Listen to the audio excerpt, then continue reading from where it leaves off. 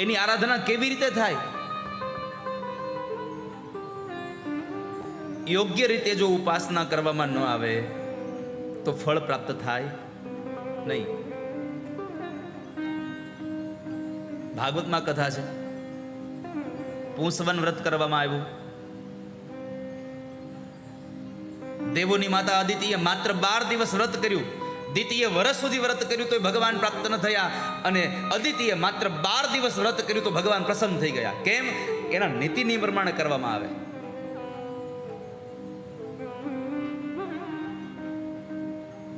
એના બધા જ રૂલ્સને ફોલો કરવામાં આવે તો તમને એનું ફળ પ્રાપ્ત થાય. કેરી ઘરમાં લઈ આવો તમે,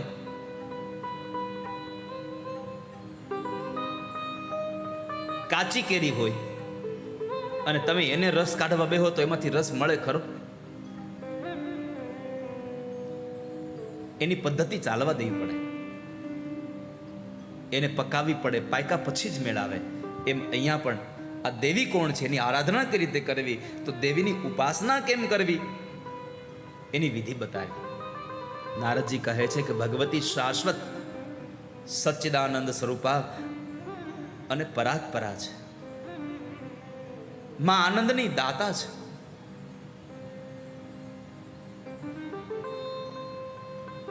તેનું અતુલિત મહાત્મ્ય વર્ણવા માટે આ સંસારમાં કોણ સમર્થ છે? સ્વયં કાર્તિકેય મહારાજે પણ ઋષિ મુનિઓને કથા સંભળાવતા એટલું કહ્યું હતું કે તમે કહો છો કે દેવીનો મહિમા અમને વિસ્તારથી વર્ણવો, પણ દેવીનો મહિમા વિસ્તારથી કોણ કહી શકે? હું તમને સંક્ષિપ્તમાં કહું છું. આવું કાર્તિકેય મહારાજ ભગવાન શંકરના પુત્ર એમ કહે છે કે હું ન કહી શકું આખો વર્ણન, હું તો દેવીની માત્ર ખાલી તમને સંક્ષિપ્ત વાત કહી બતાવું, આખી વાત તમને ન કરી શકું વિસ્તારથી. આ સંસારમાં અંબાનો યજ્ઞ, અંબાનું વર્ણન કોણ કરવા માટે સમર્થ છે? અને એ અંબાનો યજ્ઞ જ્યારે પ્રારંભ થયો, 9 દિવસનો એ નહવાન યજ્ઞ છે. એ નહવાન યજ્ઞનો આરંભ દેવર્ષિ નારદ કરાવે છે. એક દિવસ 2 દિવસ માની કથાઓ સાંભળતા સાંભળતા રોજ માણસને નિત્ય આનંદ થાય. એટલે કહ્યું યાસા ભગવતી નિત્યા સચ્ચિદાનંદ રૂપિણી પરાત્પરતરા દેવી યયા વ્યાપ્તમિદં જગત. સ્વયં માં જગદંબા આનંદની દાતા છે, સર્વેશ્વરી છે. બધા ઈશ્વરોની ઈશ્વરી છે. દેવી સેવ સર્વેશ્વરી. જેટલા પણ દેવતાઓ છે એ બધા જ દેવોની માં છે, એ જનેતા છે.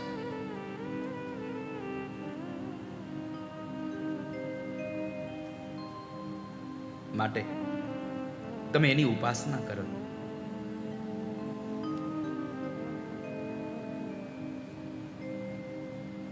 ભગવન કરુણા સિંધો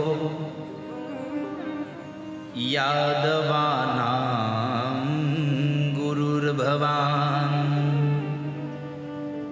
આયુષ્મત પુત્ર સંપ્રાપ્તિ સાધન વદને મુને.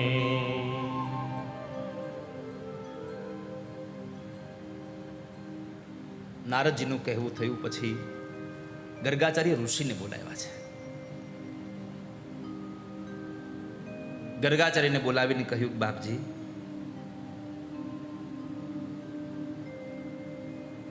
હે દયા સિંધુ, હે મુનિવર, તમે તો યદુકુળના કુળ ગુરુ છો.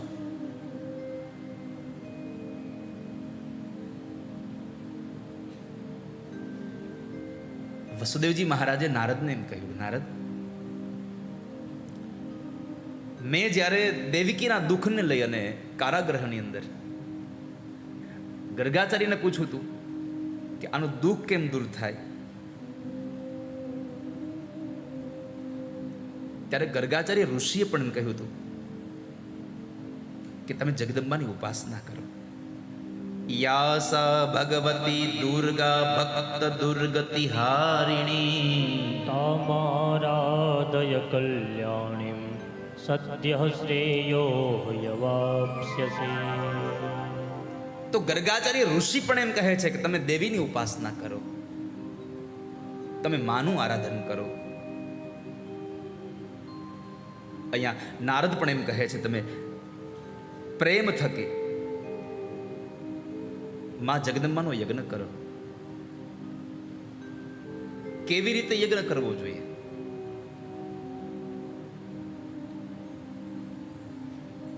સારા નક્ષત્રની અંદર, સારા મુહૂર્તની અંદર નારદજીએ વસુદેવજી મહારાજને કથા કહેવાનો આરંભ કર્યો. એમાં લખ્યું છે કે દેવી ભાગવતની કથા હોય તો એ 9 દિવસની કથામાં કોઈ પણ પ્રકારનું વિઘ્ન ન આવે, બાધાઓના શમનાર્થ માટે બ્રાહ્મણોને બેસાડી અને એ બ્રાહ્મણો પાસે નવાક્ષર મંત્ર ઓમ એમ રીમ ક્લીમ ચામુંડાય વિચ્ચે, આ નવાક્ષર મંત્રનો સતત જાપ કરાવવો જોઈએ, જેથી કરી અને વિઘ્ન ન આવે કોઈ. બીજું, માર્કંડેય પુરાણમાં જે બતાવ્યું દેવી સ્તોત્ર, એનો પાઠ બ્રાહ્મણો પાસે કરાવવો જોઈએ. અહીંયા તો 11 બ્રાહ્મણો દેવી ભાગવતના શ્લોકોનું વાંચન કરે છે. અહીંયા 2 બ્રાહ્મણો મારી સહાયતા માટે પણ અવકાશમાં એ પણ દેવી ભાગવતના શ્લોકોનું પાઠ કરી રહ્યા છે. અને તમે બધા જ્યારે અહીંયા બેઠા છો, ભાગવતની અંદર લખ્યું છે કે ભાગવત કથા સાંભળતા સાંભળતા સમય માણસ દ્વાદક્ષરી મંત્રનો જપ કરે, ઓમ નમો ભગવતે વાસુદેવાય, ઓમ નમો ભગવતે વાસુદેવાય. અને દેવી ભાગવતની કથા સાંભળતા સાંભળતા ઓમ એમ રીમ ક્લીમ ચામુંડાય વિચ્ચે નમઃ, ઓમ એમ ક્લીમ ચામુંડાય વિચ્ચે. તો આ મંત્રનો જપ કરતા રહો, સતત માની સાથે જોડાયેલા રહે. એમ રીમ અને ક્લીમ આ 3 બીજ મંત્રો છે. એની વિસ્તારથી વાત તમને આગળના સમયમાં કરીશ. પણ નારદજીએ કહ્યું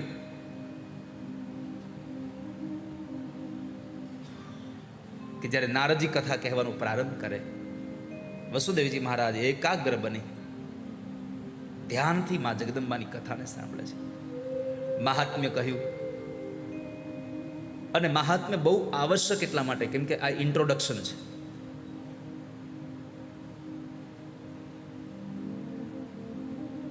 આ ગ્રંથની ઓળખાણ છે કે જેમાં તમને ગ્રંથ પ્રત્યે કેટલી ભાવનાઓ જાગે છે.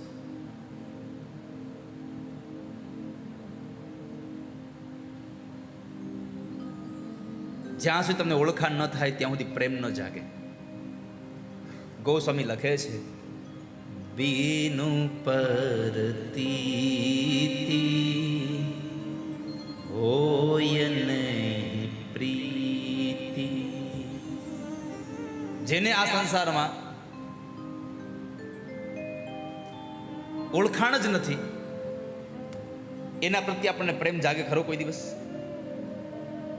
તમે જેને ઓળખતા નથી એને કોઈ દી પ્રેમ કરી શકો તમે? અરે જેને હરખા હારે રહ્યો છો ને ઓળખતા નથી એના પ્રત્યે પ્રેમ નથી થતો. ઓળખાણ વગર તમે પ્રેમ કરી શકો નહીં ક્યારે. પ્રેમ માટે ઓળખાણ બહુ જરૂરી છે. એટલે તો રૂકમણીએ કહ્યું કે મેં તમને ઓળખા છે, તમારા કુળને જોયું છે, તમારા ચારિત્રને જોયું છે, તમારા રૂપને જોયું છે, તમારા અભ્યાસને જોયો છે, તમારી સંપત્તિને જોઈ છે, આ બધું જ જોયું છે, પછી તમને મેં પરણવાનો નિર્ણય કર્યો છે. કાત્વા મુકુંદ મહતી કુલશીલ રૂપ, આ બધું જોયા પછી તમને પરણ્યા છીએ. એમ આ સંસારમાં જ્યાં સુધી આપણે બધું જાણી ન લઈએ ત્યાં સુધી પ્રેમ ન થાય. અત્યારે તમને હું ગ્રંથની ઓળખાણ કરું છું કે ગ્રંથ શું કરી શકે છે, કેટલી તાકાત ધરાવે છે. જેવી રીતે ભાગવતમાં પ્રેત ધુંધુકારીની કથા છે, આત્મદેવ બ્રાહ્મણ અને ધુંધુલી, એવી જ રીતે આ મહાત્મ્યની અંદર ભગવાન કૃષ્ણ વસુદેવ સત્રાજીત યાદવનો સ્યમંતક મણિની કથા છે કે આ કથાથી શું મળે? દેવી પ્રભુની પ્રાપ્તિ કરાવી દે છે, પ્રભુ પાસે દેવી મળી જાય છે.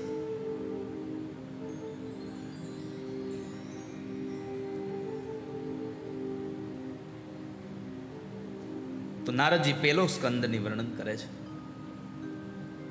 બીજા સ્કંદનું વર્ણન કર્યું, ત્રીજા સ્કંદનું વર્ણન કર્યું. અને એમાં જેમ જેમ અહીંયા માં ઉપાસના જગદંબાની થવા લાગી, ત્યાં ભગવાન કૃષ્ણ અને જાંબવાનનું યુદ્ધ ચાલતું હતું.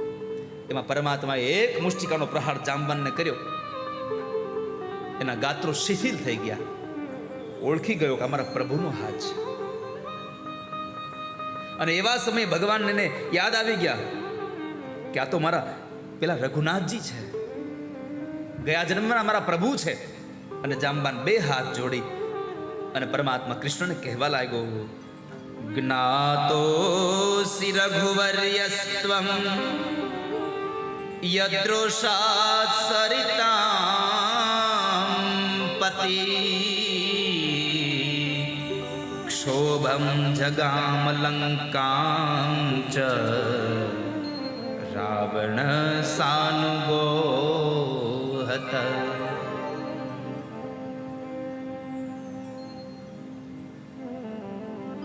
પ્રભુ, હું ઓળખી ગયો તમને. જાંબાનની આંખોમાંથી અશ્રુની ધારા પડે છે. ભગવાન કૃષ્ણના શરણે બેસીને કહે છે, પ્રભુ, દ્વાપર એ ત્રેતા યુગના તમે મારા પ્રભુ રામ છો કે જે હું તમારી સાથે લંકામાં આવ્યો હતો, તમારી સાથે આવી અને રાવણના કુળને આપણે માર્યું હતું,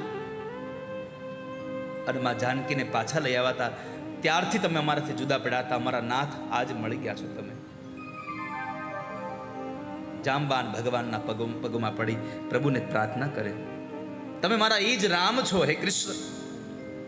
પ્રભુ, મારી દૃષ્ટાને માફ કરજો, ક્ષમા કરજો. હું તો તમારું સેવક છું, પણ તમને ઓળખો નહીં એટલે તમારી સાથે યુદ્ધ કરી બેઠો. મારા લાયક જે કંઈ કામ હોય મને યાજ્ઞા કરી દો ભગવાન. ભગવાને કીધું છે કે જાંબાન, તારા સંતાનો પાસે જે મણિ છે ને, એ મણિને હું શોધવા માટે આવ્યો છું, એ મણિને લેવા માટે આવ્યો છું. આ મણિનો આક્ષેપ, ચોરીનો આક્ષેપ મારા ઉપર આવ્યો છે. ખરેખર મેં ચોરી કરી નથી. અને ત્યારે જાંબવાને ભગવાન કૃષ્ણની વિધિવત પૂજા કરી છે. ત્યાં આગળ પરમાત્માની વિધિવત પૂજા કરી અને સમંતક મણિ આપ્યો. એટલું જ નહીં, ભગવાન એક કૃપા કરો ને, કહો જાંબાન શું છે? મારી દીકરી જાંબવતીનો પણ હાથ હું તમને આપું, મારી બીજી મણિ તમે લેતા જાઓ. જો પરમાત્મા અહીંયા જાંબવતી સાથે લગ્ન કરવા નહોતા ગયા, છતાં પણ જાંબવાને એમ કીધું કે મારી દીકરીનો હાથ મારે તમને આપો છે, આ સમંતક મણિ તો લેતા જાઓ, પણ મારી એક મણિ તમે લેતા જાઓ બીજી સાથે. મારી દીકરી જે છે મારી જાંબવતી, એને તમે સાથે લેતા જાઓ. અને પરમાત્માએ સ્વીકાર કર્યો. પ્રભુએ જેવું જાંબવાને કહ્યું સ્વીકાર કરી લીધો. શું કામ? પત્રમ પુષ્પમ ફલમ તોયમ. આ સંસારમાં મને જે કોઈ માણસ જે કંઈ આપે એનો હું સ્વીકાર કરી રહ્યો છું. અને એ ભાવના નાતે ભગવાને જાંબવતીનો હાથ સ્વીકાર કર્યો. અને પરમાત્મા જાંબવતીને પોતાના પત્નીના રૂપમાં લઈ અને પોતાનો મણિ ગળાની અંદર ધારણ કરી અને વૃક્ષરાજ જાંબાન પાસેથી એને વિદાય લીધી. પરમાત્મા દ્વારિકા તરફ આવવા તૈયાર થયા છે. આ બાજુ 1 દિવસ 2 દિવસ આમ કરતા કરતા 9મીનો દિવસ સમાપન થયો. કથા સમાપ્તિ દિવસે વસુદેવ યુદારધી બ્રાહ્મણાન ભોજયામાસ દક્ષિણાભિરતોષય. ખાસ વાત યાદ રાખજો મનોરથી પરિવાર, યજમાન પરિવાર યાદ રાખજો. યજમાન પરિવાર આદિ યાદ રાખે. બાકીના જેટલા લોકો સાંભળો છો અને કદાચ આવનારા સમયમાં અથવા તો તમે આ નવરાત્રિનું અનુષ્ઠાન કરતા હો તો સાંભળજો. આ બાજુ દ્વારિકાની અંદર ભગવાનનો, એ મા જગદંબાનો, એ અંબાનો યજ્ઞ સમાપન થતો હતો કથા સમાપ્તિ દિવસે. અને એ કથા જ્યારે વિશ્રામ થતી હતી ત્યારે એ સમયમાં યજ્ઞનું બીડું હોમાય છે અને આ બાજુથી ભગવાન કૃષ્ણ જામવતીને લઈને આવે છે.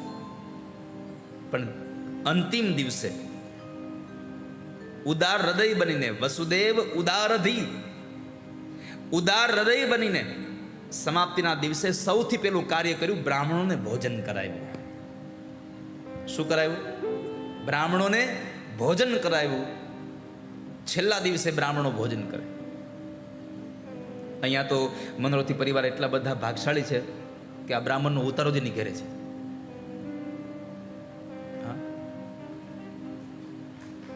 નહીં તો મારે તો વિશેષ રૂપમાં લગભગ યજમાનની ઘરે ઉતારો બહુ ઓછો રાખું, કેમ કે મહેમાન બધા એના આવતા હોય એટલે મારા લીધે એ બધા હેરાન થાય. હું તો હેરાન થાવ નહીં કાંઈ, પણ એ મારા લીધે હેરાન થાય બધા, એટલે હું ઉતારો એની ઘરે રાખું નહીં. પણ અહીંયા આ વડોદરાની બે કથામાં જાગૃતિબેનની ઘરે ઉતારો એની ઘરે જ રાખ્યો હતો ને, અહીંયા ગીતાબેને કહ્યું કે ના, ઉતારો તો અમારી ઘરે જ રાખવાનો છે, અમે બધા બહાર વયા જાઓ પણ તમે અમારી ઘરે રોકાઓ. એટલે મારા ઠાકોરજી એની ઘરે રોકાય છે. આખું ઘર કથામાં વહી આવે તો મારા ઠાકોરજીને ઘરનું ધ્યાન રાખે છે. હું પ્રાય દેવ ભાગવત કથા હોય તો ઠાકોરજી બહુ ઓછા લઈ જાઉં કથામાં. એટલે અત્યારે અહીંયા પણ એકાદ દિવસ હું વડોદરા વાળાઓને મારા ઠાકોરજી એક વર્ષે આવ્યા છે તો તમને દર્શન તો કરાવવા જોઈએ ને ઠાકોરજીના. એકાદ દિવસ હું મારા ઠાકોરજીને અહીંયા પધરાવીશ, તમને બધાના દર્શન થશે. પ્રાય લગભગ હું નંદ મહોત્સવના દિવસે ઠાકોરજીને પધરાવીશ. તો સૌથી પહેલું અહીંયા કહ્યું છે કે જ્યારે તમારો યજ્ઞ પૂરો થાય ત્યારે સૌથી પહેલા બ્રાહ્મણોને ઉદાર હૃદયે તમારે ભોજન કરાવવું જોઈએ. ખાલી વ્યવસ્થા કરી રાખવી એટલું નહીં, લખ્યું છે કે જે દિવસે તમારો યજ્ઞ સમાપન થાય એ દિવસે બ્રાહ્મણો જ્યારે ભોજન કરે ત્યારે મનોરથી પરિવાર એને પીરસતો હોવો જોઈએ, ભાવથી એને જમાડતો હોવો જોઈએ. ઉદાર હૃદય બની અને એને ભોજન કરાવવું જોઈએ. અને બ્રાહ્મણો સંતુષ્ટ થાય એ પ્રમાણે એને નાનાવિધ દક્ષિણાઓનો ઉપહાર આપવો જોઈએ. બ્રાહ્મણાન ભોજયામાસ દક્ષિણા વિરતોષય. યથાશક્તિ અને દાન અને દક્ષિણા મળે, બે આપવાનું. સંજયભાઈ, બે વસ્તુ આપવાની, દાન આપવાનું અને દક્ષિણા આપવાની. દાનમાં પછી તમે જે આપો તે, કોઈ વસ્ત્ર દાન આપે, કોઈ ગૌદાન આપે, પણ આ બ્રાહ્મણો બધા ગૌદાન લેવા નથી, કારણ કે 10 બાય 10 ની ઓડીમાં બાંધવા ક્યાં માતાજીને.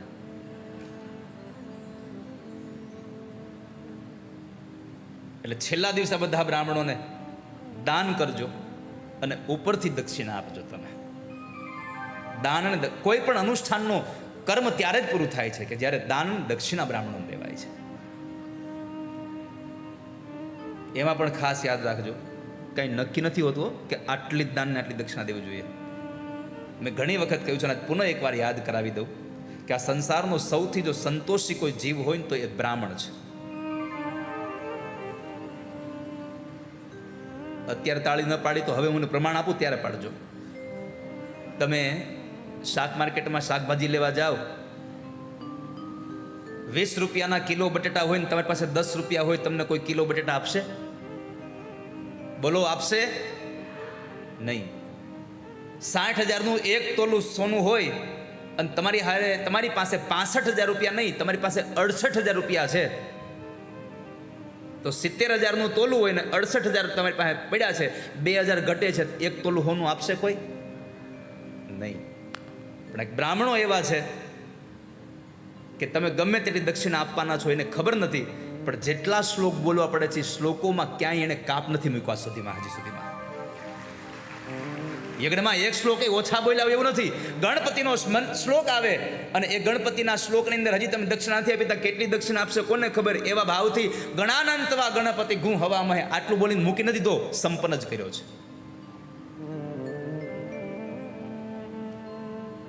એટલા માટે કહું છું કે સંતોષી બ્રાહ્મણો છે આ સંસારમાં. અપવાદરૂપ ક્યાંય કોઈનો સ્વભાવ હોય તો ક્ષમા, બાકી પ્રાય બ્રાહ્મણને જેટલી દક્ષિણા યજમાન આપે છે લઈને જતા રહે છે.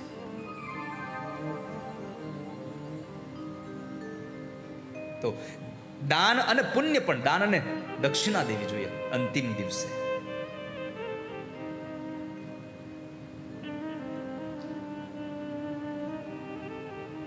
એટલે બે બાજુનો સંપૂર્ણ થઈ જાય ને એટલા માટે મેં ગઈકાલે પ્રારંભ કરી દીધો કે હું કથાના મંડપમાં આવ્યો, વ્યાસપીઠ આવું ને પહેલા બ્રાહ્મણોની પૂજા મેં યજમાન પરિવાર વતી કરી દીધી.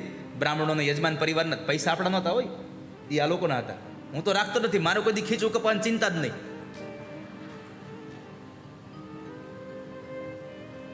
મારે કોઈ દી ખીચું કપાવાની ચિંતા જ નહીં. કેમ? હું ખીચામાં પૈસા જ નથી રાખતો કોઈ દિવસ, ખીચું રાખું છું. શું કામ એને? ક્યારેક આ નેપકિન મૂકવા થાય, ક્યારેક આવડો અમારો બેરખો મૂકવા થાય, એટલે. બાકી બીજું તો કઈ આપણે જોતું ન હોય. બાકી ઠાકોરજી બહુ કૃપા કરી છે, ખીચામાં પૈસા નથી પણ પૈસાવાળા લોકો હારે આપ્યા છે. હા, પૈસાવાળા લોકો ખૂબ હારે આપ્યા છે. કાલે મારે આ લોકોને જ્યારે બ્રાહ્મણોને દક્ષિણા દેવી હતી, મેં ખાલી આમ કર્યું તો ચારે બાજુ નોટો અંબાવતા હતા મને. લો, એટલે કાલે મેં ચાલુ કરાવી દીધું, છેલ્લા દિવસે પૂરું તમે કરજો યજમાન પરિવાર.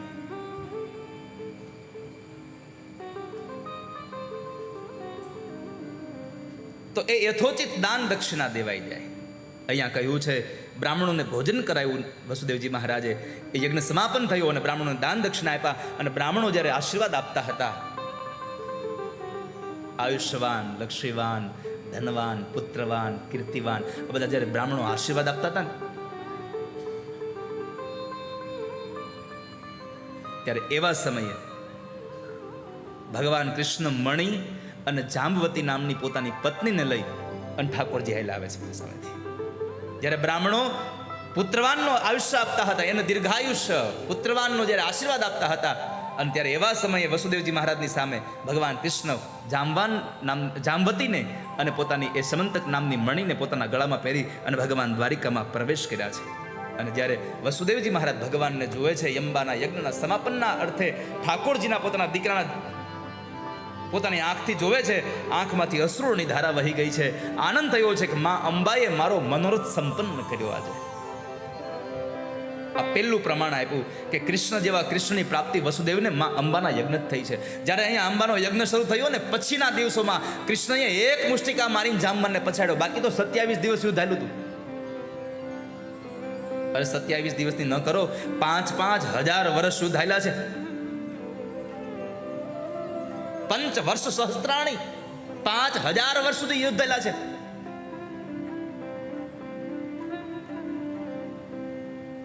તો એવા અંબાનો યજ્ઞ થયો, તો નિષ્કપટ ભાવે જે માં જગદંબાની આરાધના કરે છે એને બધાને માં જગદંબા એનું ઈચ્છિત પ્રાપ્ત કરાવે છે.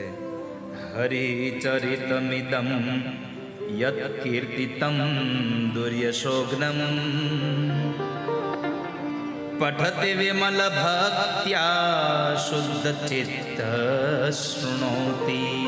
ભવતી સુખપૂર્ણઃ સર્વદા સિદ્ધકામો જગતિ ચ વપુષોન્તે મુક્તિમાર્ગમ લભેચ્ચ. આ સંસારમાં જે માણસ માં જગદંબાની ઉપાસના ભાવ થકી કરે છે એને દુર્ગા એનું ઈચ્છિત સંપન્ન કરવા વાળી બને છે. અહીંયા વસુદેવજી મહારાજનો જે પણ અહીંયા મનોરથ હતો એને માએ સિદ્ધ કર્યો. એની કથા સુત નામના મહાપુરાણીએ શૌનકાદિક ઋષિ મુનિઓને બતાવી કે મા દુર્ગા સૌની મનોકામના સિદ્ધ કરે છે. મા જગદંબાની ઉપાસના કરનારો માણસ માને પોતાની પાસે આવવા માટે ફરજ પાડી દે છે. આંખમાંથી અશ્રુઓ વહે અને હૃદયમાંથી મા પ્રત્યેની ભાવના વહે તો મા આવીને ઊભી રહે છે. એમાં જરાય શંકાનો દોર ક્યાંય નથી ફૂટતો.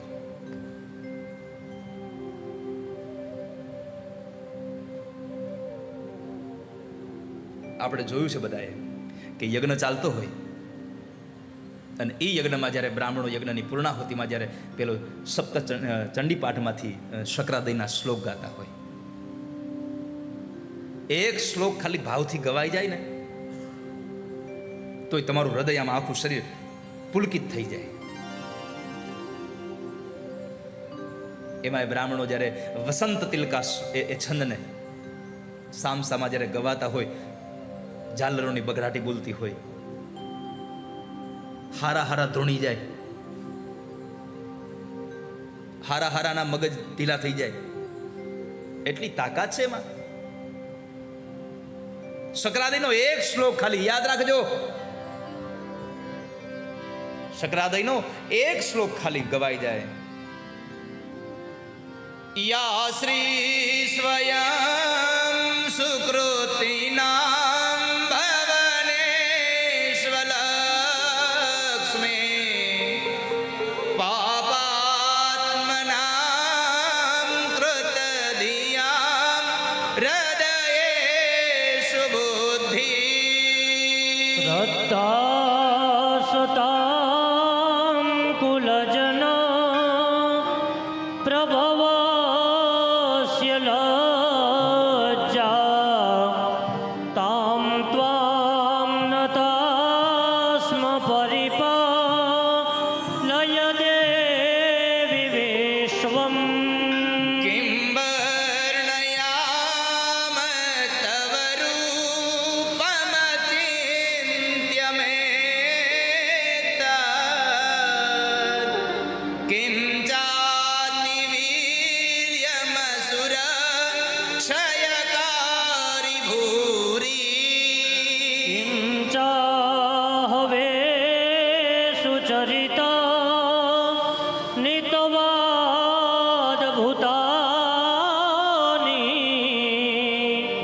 સર્વે સુદેવ્ય સુરદે વગણાદિકેષુ. અરે શકરાદયનો શ્લોક ના આવડે તો કાંઈ વાંધો નહીં, આ તો વિદ્વાનોની ભાષા છે.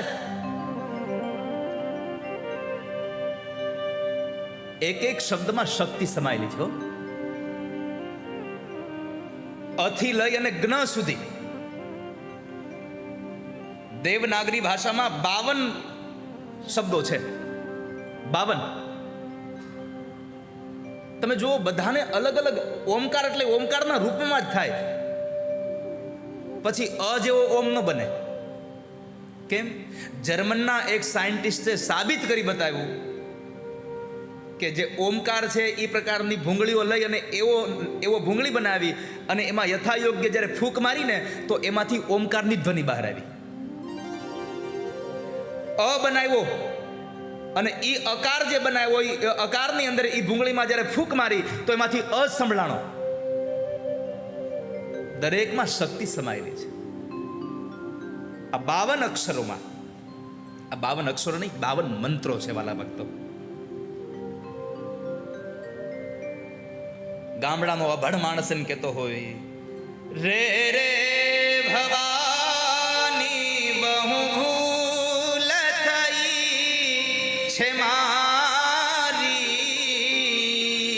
આ જિંદગી થઈ મને અતિશયકારી. દોષો પ્રજાળી સઘળા તવ છાપ છાપો. મામ પાહિયો ભગવતી ભવ દુઃખ કાપો. હે માં, મારી તો કેટલી ભૂલો થઈ હશે. રે રે ભવાની બહુ ભૂલ થઈ છે મારી. આ જિંદગી થઈ મને અતિશયકારી. પણ જિંદગી તો અકારી ત્યારે થાય જ્યારે તને ભૂલી જઈએ છે. બાકી તને જેને યાદ કર્યા છે એની જિંદગીમાં એક તો બતાવો કે દુઃખ આવ્યું હોય. જગન્નાથપુરી ક્ષેત્રમાં જતા રહો, વાત કહું તમને સત્ય ઘટનાનો પ્રસંગ કે માં શું કરે એની ઉપાસનાથી. જગન્નાથપુરીના એક કરતાજી હતા, જેને આપણી ભાષામાં એનો ત્યાંનો મુખી કહેવાય, રાજા કહેવાય. અને એનું એક જ ફરમાન હતું કે મારામાં બધા વૈષ્ણવો હોવા જોઈએ.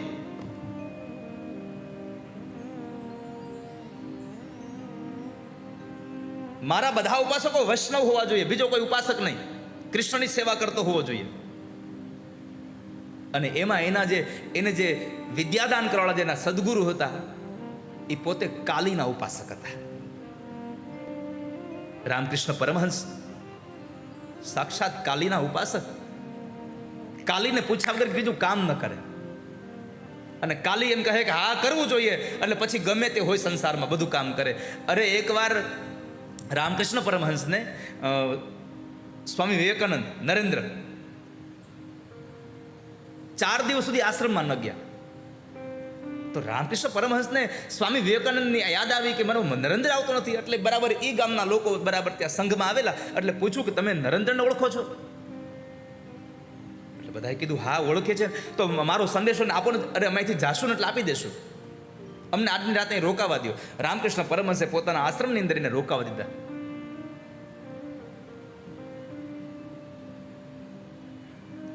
રાત્રે બધાએ સૂતા. રાત્રે 12 વાગે જઈને રામકૃષ્ણ પરમહંસે બધાને જગાડ્યા, જાગો, તમે નરેન્દ્રને ઓળખો છો?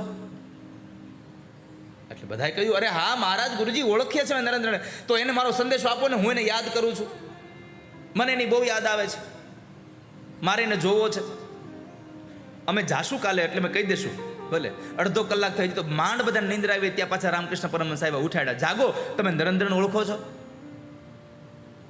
આખી રાતમાં 6-7 વખત ઉઠાડ્યા. એટલે ગામના લોકોએ નક્કી કર્યું કે આપણે જઈને પહેલા નરેન્દ્રને મોકલી દેવો છે. તો ગામના લોકો ગયા અને નરેન્દ્રને કીધું કે નરેન્દ્ર તને બહુ યાદ કરે છે રામકૃષ્ણ, અમને રાતમાં 6-7 વખત જગાડ્યા, નરેન્દ્રને ઓળખો છો? નરેન્દ્રને ઓળખો છો? તું એને મળી આવ ને ભાઈ, જાને. નરેન્દ્રને થયું કે એક આવો સાધુ, એવો બધો ત્યાગી માણસ અને એક સંસારીના દીકરામાં આટલો મોહ પામી ગયો. આવે છે નરેન્દ્રએ આવીને કીધું કે મહારાજ, તમે એક સંસારીના છોકરામાં આટલી બધી આસક્તિ પામી ગયા, તમારી દુર્ગતિ થશે. રામકૃષ્ણ પરમહંસ મારી દુર્ગતિ? ઉભો તો અહીં ઉભો રહે. રામકૃષ્ણ અંદર પરમહંસ અંદર ગયા. અંદર જઈ અને થોડીક વાર પછી નાચતા આવ્યા. નાચતા કૂદતા આવ્યા એટલે નરેન્દ્રે પૂછ્યું કેમ નાચો છો? તો કહે છે કે મેં મારી કાલીને પૂછ્યું કે મારી દુર્ગતિ થશે આ છોકરામાં? ત્યારે મારી કાલીએ કીધું કે ના, એ સંસારના છોકરામાં તારી આસક્તિ નથી, એના ચહેરામાં તને મારો ચહેરો દેખાય છે, એટલા માટે તું એને જોવા માટે આતુર છે, એટલે તું એને બોલાવે છે. તો ગામડામાં માણસ જ્યારે આટલું અભણ થઈને બોલતો હોય, તો કરતાજી જે હતા એનો એક જ ભાવ હતો કે કૃષ્ણ સિવાય કોઈ ઉપાસક ન હોવો જોઈએ, બધા કૃષ્ણના જ ઉપાસક હોવા જોઈએ. અને અહીંયા જે ગુરુજી હતા એ પોતે કાલીના ઉપાસક હતા. બધાને જોતા કૃષ્ણની ઉપાસના કરે, રૂમની અંદર કાલીની ઉપાસના કરે. અને એ કાલીની ઉપાસનામાં બરાબર એકવાર ગામના લોકોને ખબર પડી કે આ તો ઘરે જઈને કાલીની ઉપાસના કરે છે, દેવીનો ઉપાસક છે. અને ગામમાં હોય તો ખરા જ ને આવા 2-4 જણા. એણે જઈને કરતાજીને કીધું, કરતાજી આવું છે, આ માણસ અહીંયા બહાર નીકળે ત્યારે કૃષ્ણની સેવા પૂજા કરે છે, પણ ઘરમાં તો માતાજીની પૂજા કરે, દેવીનો ઉપાસક છે. હે ન હોય? અરે તો તમને બતાવી દઈએ. બરાબર રાત્રે આ ગુરુદેવ માતાજીની પૂજા કરતા હતા અને કરતાજીને લઈને લોકો આવે છે. જે જગ્યાએ પૂજા ચાલતી હતી, આરાધના જગદંબાની ચાલતી હતી. ચાલો, દરવાજો ખટખટાયો, ખબર પડી કરતાજીને લઈને આવ્યા છે. માં સામે પ્રાર્થના કરી, માં લાજ રાખજે, હો લાજ રાખજે. એટલા શબ્દો જ્યારે ગુરુદેવના મોઢામાંથી પડ્યા, દરવાજો ખોલ્યો અને સૌ લોકો અંદર આવે છે. ગુરુજીને એકમાત્ર દેવીના દર્શન થાય છે, બાકી જેટલા લોકો આવ્યા ને બધાને કાલીના મૂર્તિમાં ભગવાન કૃષ્ણના દર્શન થવા લાગ્યા છે.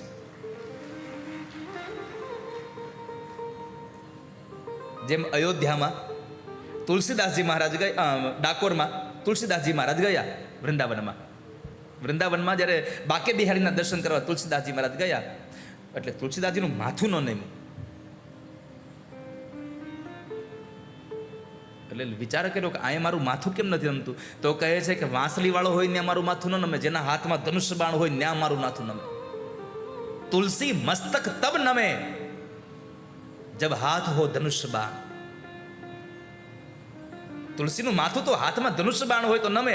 અને કહેવાય છે કે વૃંદાવનના બાકે બિહારીએ મોરલી મૂકીને હાથમાં ધનુષ્ય બાણ લીધું અને તુલસીદાસજીનું મસ્તક નમી ગયું છે. તો અહીંયા કાલીની ઉપાસના કરતા હતા ત્યારે કરતાજી આવ્યા તો કૃષ્ણ દેખાવા લાગ્યા છે. મારે તમને એ કહેવું છે, ગામડાનો એક અભણ માણસ જ્યારે ગામડાના માં જગદંબાને કહેતો હોય, રે રે ભવાની બહુ ભૂલ થઈ છે મારી.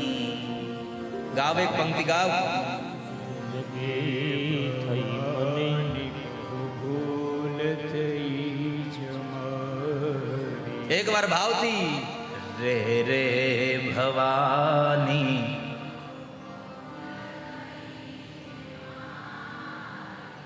અત્યારે તમારો અવાજ નહીં નીકળે કેમ કે દુઃખ નથી ને એટલે.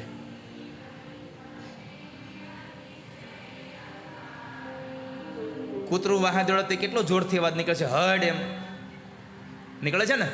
કેમ કે ત્યારે દુઃખ હોય છે, ભય હોય છે. આ ભય વગરના ભગવાન બરાબર યાદ ન આવે.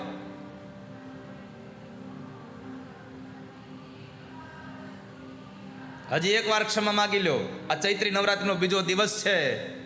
રે રે ભવાની.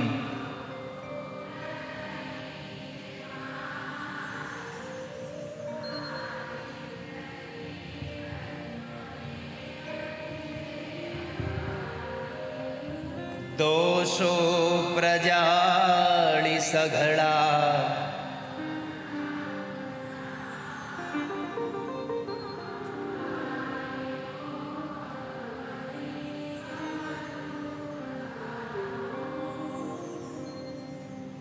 હે માં, અમે તો તારા બાળ છીએ.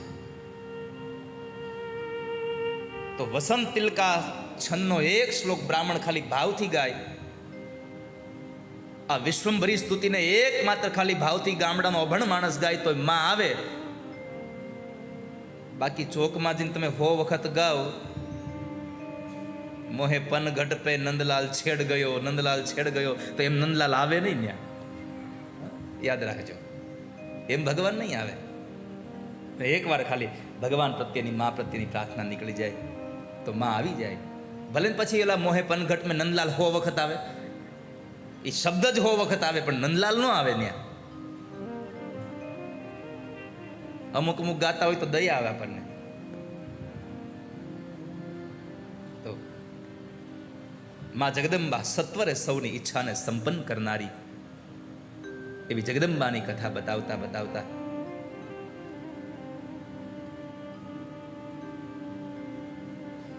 આ કથાથી દેવી ભાગવતથી બાપજી કોનું કલ્યાણ થયું છે? શોનો કોઈ પ્રશ્ન કર્યો? આનાથી કોનું કલ્યાણ થયું છે? અમને કથા કહો ને. ત્યારે સાંભળો. એકદા કુંભયો નિસ્તુ લોપા મુદ્રાપતિર્મુનિ ગત્વા કુમારમભ્યર્ચ્ય પ્રપચ્છ વિવિધા કથા. સાંભળજો હવે, બહુ સુંદર કથા આવી છે. અત્યારે જેન્ડર ફેર થાય છે ને, આ પહેલે થયેલું આવે છે. અત્યારે સ્ત્રીમાંથી પુરુષ બની જાય, પુરુષમાંથી સ્ત્રી થઈ જાય. આ અત્યારે થયું છે એવું નથી હો, પહેલેથી ચાલ્યું આવે છે. અત્યારે તો વિજ્ઞાન એટલું બધું ટેકનોલોજી વધી ગઈ એટલે થયું. જ્યારે વિજ્ઞાન નહોતું ત્યારે જ્ઞાન હતું, અને જ્ઞાન વગરનું વિજ્ઞાન એ કોઈ દી કામ નથી કરતું. બુદ્ધિ ન હોય તો પાસે વિજ્ઞાન ગમે એટલા સાધન આપી દે, શું કામનું એને? તમને જ્ઞાન હોવું જરૂરી છે. તો એવા સમયે જે સ્ત્રીમાંથી પુરુષ, પુરુષમાંથી સ્ત્રી બની જતા હતા, એની કથા છે. એકવાર કુંભયોની લોપા મુદ્રાના પતિ મહર્ષિ અગસ્ત્યએ કુમાર કાર્તિકેયને પ્રશ્ન કર્યો, મને દેવી ભાગવતનો મહિમા બતાવો, મારે મા જગદંબાનો મહિમા સાંભળવો છે, વિસ્તારથી કહો. ત્યારે કાર્તિકેય મુનિ પહેલા બોલ્યા છે કે મુનિવર, મહર્ષિ, શ્રીમદ દેવી ભાગવત તો સ્વયં મા જગદંબાનું વાંગમય સ્વરૂપ છે. માએ પોતાનું દિવ્ય તેજ આ ભાગવતની અંદર પધરાવ્યું છે. અતસ્તદ્વાંગમયી મૂર્તિ દેવી ભાગવતે મુને પઠનાत् શ્રવણાદ્યસ્ય ન કિંચિત દિહ દુર્લભમ. આ તો સ્વયં માની મૂર્તિ છે, સ્વયં માનું આરાધન કરવાનું છે. આ સ્વયં માનું વાલતું ચાલતું વાંગમય સ્વરૂપ છે. જેમ ભાગવતજી ભગવાન ઠાકોરજીનું વાંગમય સ્વરૂપ છે, એમ આ સંસારમાં આ જે દેવી ભાગવત છે એ સ્વયં માનું સ્વરૂપ છે.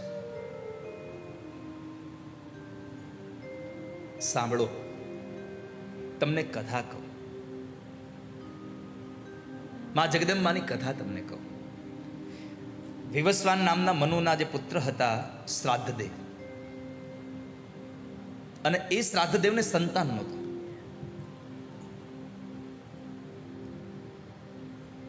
તેમણે વશિષ્ઠ મુનિની આજ્ઞા દ્વારા પુત્ર કામેષ્ઠ યજ્ઞ કરાયો. અને શ્રાદ્ધદેવના પત્ની હતા શ્રદ્ધા.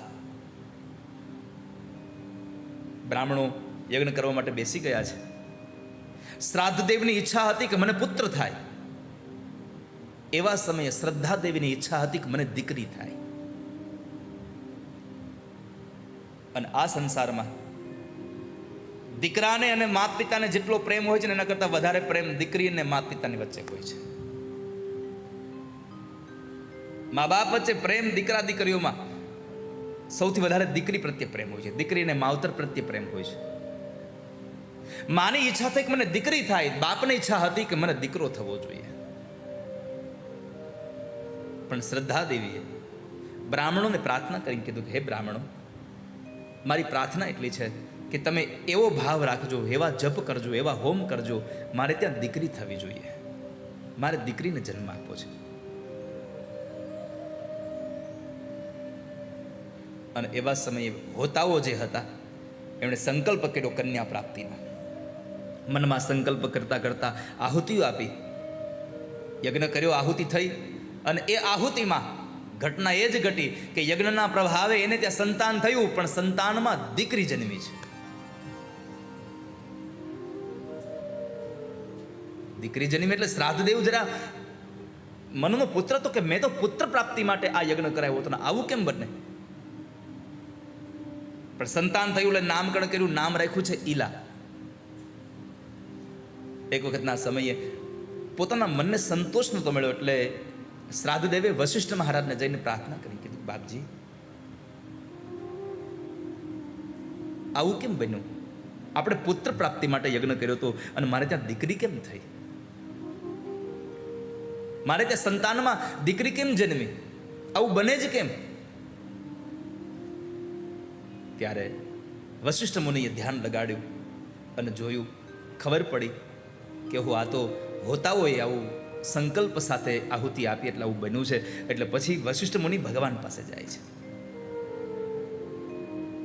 ભગવાનને જઈને પ્રાર્થના કરી અને વશિષ્ઠ મુનિએ પોતે તપ કર્યું, જપ કર્યું, યજ્ઞ યાગ કર્યા અને એના પ્રભાવને લઈ અને જે ઈલા નામની જે સ્ત્રી હતી એ પોતાના તપના પ્રભાવે વશિષ્ઠ મુનિએ સ્ત્રીમાંથી પુરુષ બનાવી દીધા. સ્ત્રીમાંથી પુરુષ બની એનું નામ રાખ્યું છે સુદ્યુમ્ન. નામ સુદ્યુમ્ન રાખવામાં આવ્યું છે. એક વખતના સમયે એ સુદ્યુમ્ન રાજા હતો ને એ સુદ્યુમ્ન પોતાના સૈનિકોની સાથે શિકાર કરવા જંગલમાં ગયો. તો જંગલની અંદર ચાલ્યો જતો હતો, એમાં પોતાનું સૈન્ય જુદું પડી ગયું. સૈન્યને રહ્યું નહીં હાથમાં, પોતે અંદર બહુ આગળ જતો રહ્યો. એમાં હિમાલયની તળેટીમાં ઠેક પહોંચી જાય છે. સુદ્યુમ્ન હિમાલયની તળેટીમાં પહોંચતી ગયો અને એમાં જે જગ્યા એવી હતી કે જ્યાં શંકર ભગવાનનો શાપ હતો કે એટલા ક્ષેત્રમાં કોઈ પણ પુરુષ પ્રવેશ કરે એટલી સ્ત્રી બની જાય. કેમ કે એક વખતના સમયે ભગવાન શિવ અને મા પાર્વતી ભવાની બંને બેઠા હતા અને એમાં બરાબર ઋષિમુનિઓ આવ્યા એટલે મા ભવાની ઊભા થઈ ગયા દોડી. એના દર્શન કરવા માટે આવેલા ઋષિમુનિઓ એટલે મા દોડતા એકદમ ઊભા થઈ ગયા, શરમાઈ ગયા. એટલે ભગવાને પૂછ્યું કેમ, શું થયું? તો કહે છે કે ઋષિઓ આવે છે, મને જરા શરમ આવે છે. પુરુષ આવતા હોય તો મને શરમ લાગે. અને એ સમયે ભગવાન શંકરે શ્રાપ આપ્યો કે આજ પછી આ ક્ષેત્રમાં કોઈ પણ માણસ આવશે, કોઈ પણ પુરુષ આવશે, એ પુરુષ પુરુષ નહીં રહે, સ્ત્રી થઈ જશે. ગમે તે આવશે સ્ત્રી બની જશે. ઘટના એ ઘટી શ્રાદ્ધ દેવને ત્યાં ઈલા નામની દીકરી જન્મી હતી. વશિષ્ઠ મહારાજે એનું તપશ્ચર્યા કરી અને પાછો એને પુરુષ બનાવ્યો. એ સુદ્યુમ્ન રાજા બન્યો. એ સુદ્યુમ્ન રાજા પોતાના શિકાર કરવા માટે નીકળેલો એકલો માણસ નીકળી ગયેલો અને એ માણસ હિમાલયની તળેટીમાં જે જગ્યાએ શંકરનો શ્રાપ હતો એ જગ્યામાં આવ્યો હતો. ઘોડી સહિત પોતે સ્ત્રી બની ગયો. એનો ઘોડો હતો એ ઘોડી થઈ ગઈ, પોતે પણ પાછો સ્ત્રી થઈ ગયો.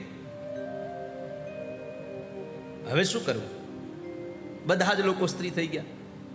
જંગલમાં વિચરણ કરતા કરતા કરતા કરતા હવે શું કરીએ? આમ કરતા કરતા બુદ્ધના આશ્રમમાં આવે છે. બુદ્ધના આશ્રમની અંદર આવે છે. બુદ્ધની નજર એના પર પડે છે. બુદ્ધ એમાં આસક્ત થયો છે. એના આશ્રમમાં રહે છે. થોડા સમય પછી બંને જણા સાથે રહેવા લાગ્યા અને એમાં બુદ્ધ અને આ સ્ત્રી દ્વારા એક પુત્રનો જન્મ થયો. એ પુત્રનું નામ છે પુરુરવા. કેટલાય સમય વ્યતીત થઈ ગયા. કેટલો સમય વ્યતીત, કેટલો સમય કાળ જતો રહ્યો અને એક વખતના સમયે સુદ્યુમ્ન જે સ્ત્રી બની ગયો હતો એને પોતાનો પૂર્વ વૃત્તાંત યાદ આવ્યો. એટલે બુદ્ધના આશ્રમમાંથી પોતે નીકળી જાય છે અને એ નીકળી અને ફરી પાછો પોતાના ગુરુ પાસે જાય છે. કેમ કે મનમાં એક જ્યારે પૂર્વનો અહેવાલ યાદ આવ્યો ને એટલે ફરી પાછી એક અગ્નિ લાગી. અને જ્યારે જીવનમાં કોઈ પણ પ્રકારનો તાપ અને સંતાપ આવે ને ત્યારે વાલા ભક્તો, મેં હમણાં જ કહ્યું કથાના પ્રારંભમાં કે બીજે ક્યાંય ન જવું, કેવળ ને કેવળ પોતાના સદગુરુનો પ્રેમમય ઉપદેશ સાંભળવો, જેથી કરીને તમને દુઃખમાંથી મુક્ત થવા માટેનું શ્રેષ્ઠ સાધન છે. અને ભગવાન આદિ શંકરાચાર્ય મહારાજે વિવેક ચૂડામણીમાં લખ્યું પણ ખરું, તથા વદંતમ શરણાગતમ સ્વમ સંસાર દાવાનલતાપતપ્તમ નિરીક્ષકારુણ્યરસાર્દ દ્રષ્ટયા દધ્યાદભીતિમ સહસા મહાત્મા. આ સંસારમાં જેને પણ સંસારનો દાવાગ્નિ તપ્ત કરે ત્યારે માણસ પોતાના સદગુરુ પાસે જઈ અને એના આશીર્વચનથી પોતાના જીવનને ટાઢક આપે છે. સદગુરુનું કામ શું છે? બાળતા અગ્નિથી રક્ષા માટે એ તક્ષણ તૈયાર જ હોય ગુરુ. આ સંસારમાં આપણે જ્યારે દુઃખી થઈએ ગુરુ પાસે જઈએ તરત માર્ગ નથી બતાવી દેતા કે તું આમ કર ભાઈ, તું આનું આમ કરીશ તો તારું આમ કલ્યાણ થઈ જશે. અને ગુરુની દ્રષ્ટિ પડે ને, ખાલી અનુકંપાયુક્ત દ્રષ્ટિ પડે તો જીવન ધન્ય થઈ જાય છે. એને સાંત્વના મળી જાય છે. શિષ્યનો ભય દૂર થઈ જાય છે ગુરુની નજર પડે તો.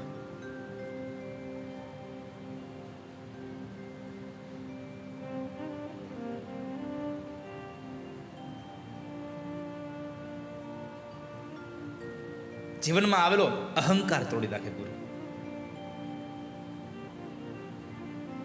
શિવાજીને એટલો અહંકાર હતો, બધાને હું જીવાડું, હું બધાને ભોજન આપું છું, બધાને હું અહીંયા આપણા રાજના લોકોને હું જીવાડું છું. એને આટલો અહંકાર જ્યારે હતો ત્યારે એના સ્વામી રામદાસજી મહારાજને સ્વામી મળ્યા ત્યારે ખબર પડી કે આને અહંકાર છે. એટલે કીધું કે શિવા, હા ગુરુદેવ, જરાક એક બેટા હથોડો લઈ આવ ને, એક ઘણ લઈ આવે.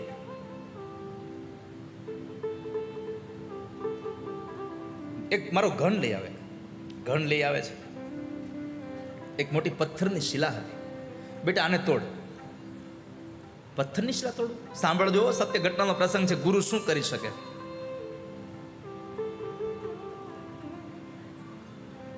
એક બે પાંચ ઘા કર્યા પણ પથ્થરની શિલા તૂટી નહીં. એક લંગોટમાં રહેલા ગુરુદેવે હાથમાંથી ઘણ લઈ અને બે પ્રહાર કર્યા, શિલા તૂટી. અને એ શિલા તૂટી તો એની વચ્ચેથી એક પથ્થરમાં ખાડો, ખાડામાં પાણી, એમાં ડેટકો હતો. ખાડામાં પાણી અને પાણીમાં ડેટકો હતો. એટલે ગુરુદેવ પૂછ્યું, બેટા આ દેડકાને પાણી અહીંયા કોણે આપ્યું? તે આપ્યું? લાકડી પડે એમ ગુરુદેવના ચરણોમાં પડી જાય છે. ગુરુદેવ ક્ષમા કરજો, હું ઓળખી ગયો આપ શું કહેવા માંગો છો. આ સંસારમાં બધું ભગવાન કરે છે, હું કશું નથી કરતો દુનિયામાં. તમે ગુરુજીના શરણે જશો તો તમારા શિષ્યનો બધો ભય દૂર થઈ જશે. આપણો આ જન્મારો સુધારવો હોય તો એક જ માત્ર શ્રેષ્ઠ સાધન છે, કોઈ સદગુરુ મળી જાય અને સત્સંગની નાવમાં બેહાડી દે, સામે કિનારે લગાડી દે.